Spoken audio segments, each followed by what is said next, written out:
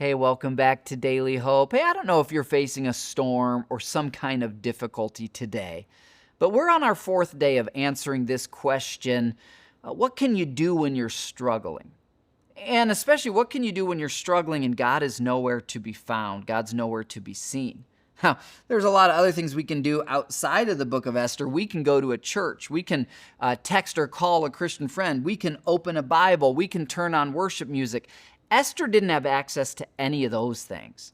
But she's going to do something today that we can also do, and it's this. She's going to see God as bigger than King Xerxes and this royal decree and all the people around her. I want you today to ask God to help you see him as bigger. Ask him to help you see him as bigger than all the wealth in the world, including whatever wealth you have or wish you had. Ask him to help you see him as bigger than the economy or nations or wars. Ask him to help you see him as bigger than the people in your life who you love. And you don't want to disappoint them. But Galatians 1:10 says, hey, if I was living to please people, I wouldn't be the servant of God. I'm actually living for his approval. Esther decides to step out into a situation that could cost her her life. And part of the reason is that she has a faith in a God who's bigger than just her life on earth. And that's why she's able to say, I'd rather die doing what's right than go on living for a little bit doing what's wrong, because either way, this life ends, and then I'm in the presence of God, so I want to live for him while I can.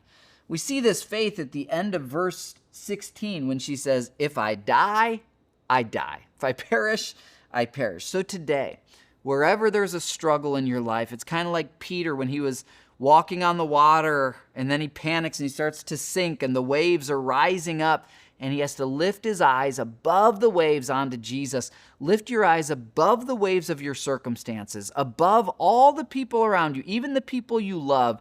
You don't need their approval. You don't need anything from them.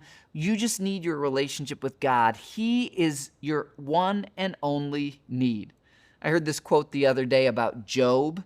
Remember how Satan wanted to take everything away from Job? And he did. He took his health. He took his family. He took his business. He took all sorts of things. What he didn't realize is that Job's everything was God. And he couldn't take God away from him. Make God your everything today. Make him bigger in your sight, and it's going to carry you through the struggle that you're in today. I'll see you tomorrow for more Daily Hope.